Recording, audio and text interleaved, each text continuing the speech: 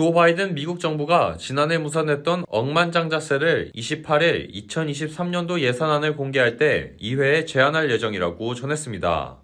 억만장자세가 실현되려면 미 의회의 동의가 필요한데 지난해 민주당은 바이든 행정부의 사회인프라 법안 실행에 필요한 자금을 조달하기 위해 억만장자세를 추진했지만 공화당의 반대로 뜻을 이루지 못했습니다.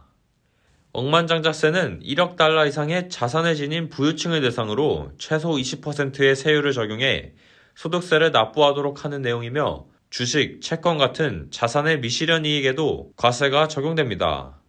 백악관은 억만장자세가 도입되면 향후 10년간 최대 3,600억 달러에 달하는 추가 수입이 생길 것으로 예상하는 상황이라고 정부 문건을 인용해 전했습니다.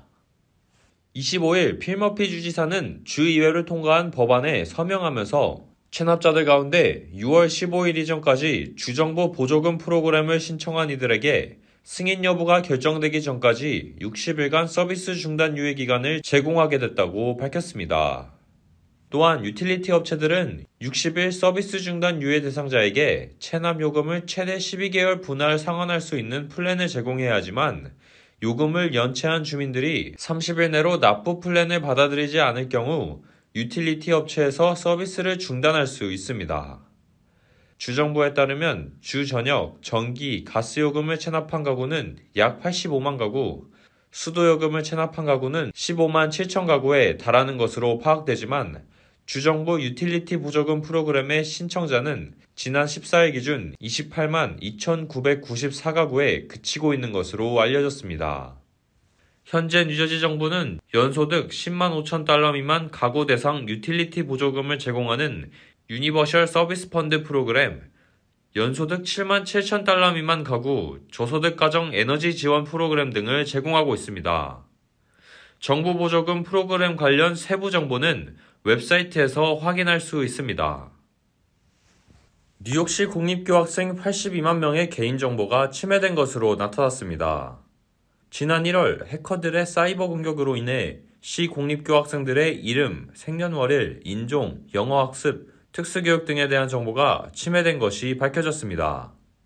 다만 학생들의 소셜 시큐리티 넘버, 재정정보 등은 시 교육국이 수집하지 않기 때문에 유출되지 않은 것으로 밝혀졌습니다.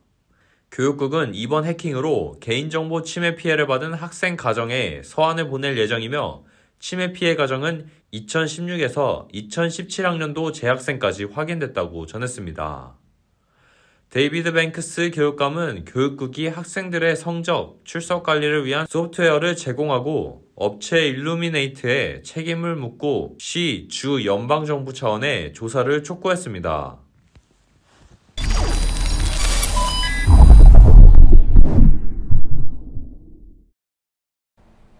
뉴저지의 신규 확진 건수도 하루 1,000건을 넘어서며 증가세로 돌아섰습니다. 스텔스 오미크론에 대한 확산 우려가 나오고 있습니다.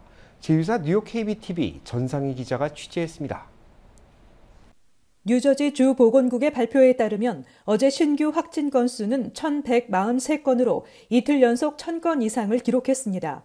한 달 가까이 지속적인 감소세를 나타내며 지난 22일 500건대까지 떨어졌던 신규 확진 건수가 증가 추세로 돌아선 것입니다. 주 보건당국은 최근 확산세는 오미크론 하위 변이종인 BA2 변이 확산에 따른 것이라고 분석했습니다.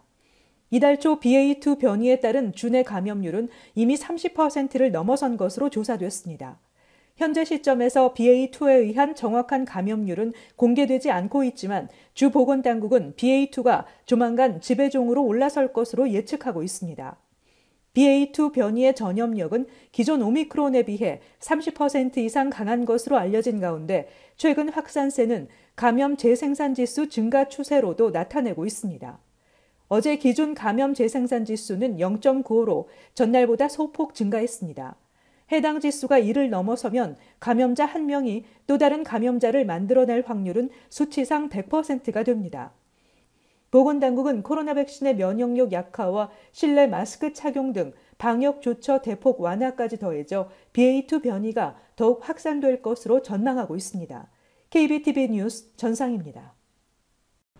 LA 카운티 1일 신규 확진자 수는 크게 줄었지만 스텔스 오미크론 신규 확진자가 2배 늘면서 바이러스 재확산 우려가 커지고 있습니다. 김정일 기자가 취재했습니다. LA 카운티가 이번 주 집계한 코로나19 신규 확진자 현황입니다. 월요일 신규 확진자는 370명으로 집계됐고 화요일은 429명으로 59명이 늘어났습니다. 수요일 신규 확진자는 714명으로 늘어나더니 목요일은 734명, 오늘은 앞자리 숫자가 달라진 889명으로 집계됐습니다. LA 카운티 보건국은 전염성이 강한 스텔스 오미크론이 확산되고 있는 것으로 보고 부스터샷 접종과 고위험군, 고연령층의 경우 마스크 착용을 강력히 권고했습니다. 이는 생각보다 오미크론 변이의 변종인 BA2 스텔스 오미크론 검출률이 빠르게 늘고 있기 때문입니다. 보건국은 지난달 27일부터 이달 5일까지 집계한 일주일 평균 스텔스 오미크론 검출률은 14.7%로 그 전주인 6.4%보다 배 이상 급증했다고 밝혔습니다. 스텔스 오미크론은 기존 오미크론 변이보다 전파력이 강해 재확산 우려가 있다는 것이 전문가들의 의견입니다. 유럽에서는 이미 스텔스 오미크론 재확산 조짐이 보이고 있습니다. 독일은 지난주 1일 확진자 수가 25만 명에서 30만 명을 오가며 사상 최고치를 경신했습니다. 미국에서도 스텔스 오미크론 변이가 지배종이 될 것이란 전망이 나오고 있습니다. 이미 미 전역에서 스텔스 오미크론이 발견되고 있는데 질병통제예방센터 CDC는 지난주 스텔스 오미크론이 23.1%를 차지해 그 전주인 14.2%보다 크게 늘어난 것으로 집계했습니다. KBS 뉴스 김경일입니다. 이번에는 애너하임 도서관에서 묻지마 폭행 사건이 발생했습니다. 플로리다주에서는 14살의 소년이 놀이기구에서 떨어져 목숨을 잃었습니다. 박시몬 기자가 취재했습니다. 한 남성이 걸어가며 다짜고짜 주먹을 휘두릅니다. 직원으로 보이는 남성은 맞자마자 쓰러져 기절한 듯 보입니다. 주먹을 휘두른 남성은 쓰러진 남성을 쳐다보며 유유히 그 자리를 떠납니다. 지난 3일 애나하임 도서관 감시 카메라에 찍힌 묻지마 폭행 사건입니다. 사건을 접한 경찰은 해당 영상을 공개하고 용의자를 수배하고 나섰습니다.